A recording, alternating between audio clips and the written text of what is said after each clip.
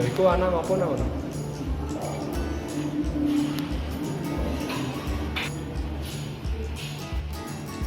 Sing apa kan? Iya, aku lagi baru buka rekening saham, tapi bingung harus belajar ini analisis ya.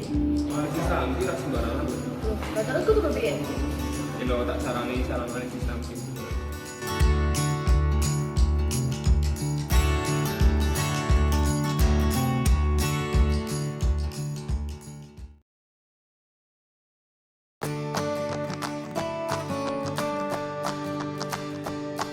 Punya akun saham atau rekening saham, tapi belum beli saham. Kenapa?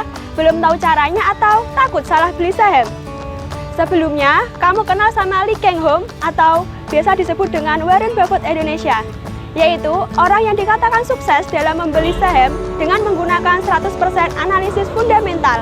Apa sih analisis fundamental? Apa saja manfaatnya dan bagaimana cara analisisnya? Analisis fundamental yaitu suatu teknik yang digunakan para investor untuk membantu mengambil keputusan saat membeli saham. Analisis fundamental bermanfaat untuk 1. Membantu investor dalam memilih saham yang baik untuk investasi. Dengan analisis industri dan keuangan perusahaan, para investor terhindar dari perusahaan yang fundamentalnya kurang jelas. Yang kedua, mengetahui harga wajar suatu saham. Dengan analisis fundamental, para investor mengetahui valuasi saham, yaitu berapa nominal rupiah saham tersebut layak dihargai.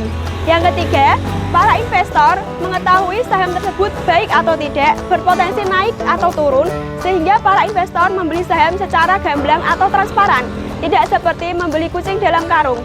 Yang terakhir, para investor terhindar dari panic selling dan memberi rasa nyaman saat investasi.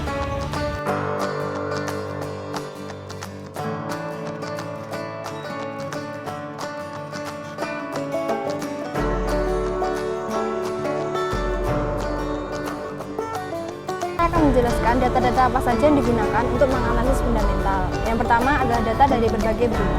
Berita perusahaan bisa didapatkan dari berbagai media, baik media cetak maupun media elektronik. Dan yang kedua adalah data ekonomi. Data tersebut bisa didapatkan dari Badan Pusat Statistika ataupun dari Bank Indonesia.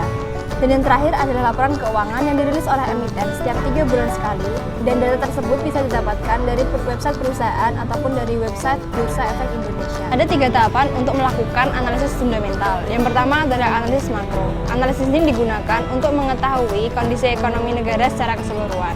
Yang kedua adalah analisis sektoral atau industri. Analisis ini digunakan untuk mengetahui kondisi masing-masing industri, dan kita perlu mengetahui industri apa saja yang memiliki peluang untuk tumbuh. Yang terakhir adalah analisis mikro, yang digunakan untuk mengetahui kondisi perusahaan dengan cara mengukur kesehatan keuangan perusahaan tersebut.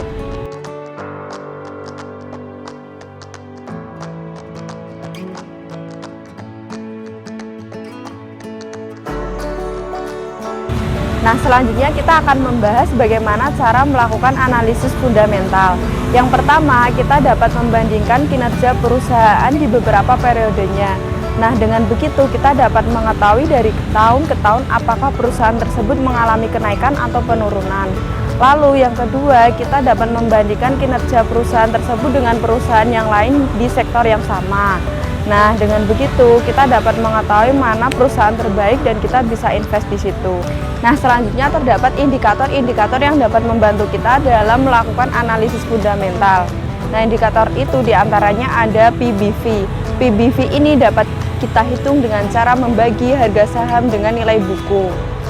Nah, semakin rendah nilai PBV-nya, maka semakin bagus perusahaan tersebut. Lalu, kemudian ada EPS.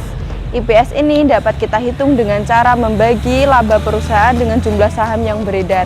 Nah, dengan begitu semakin besar nilai EPS-nya, maka semakin bagus perusahaan tersebut.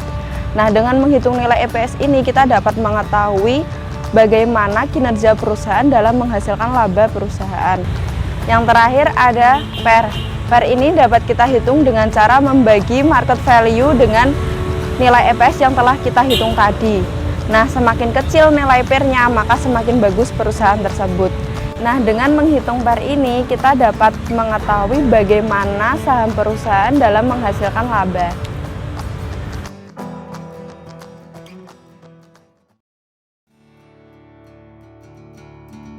Kuwi nang sarang analisis jadi tulis sapi ra sembarangan. Oh, ngono carane tuku saham bener. Iya.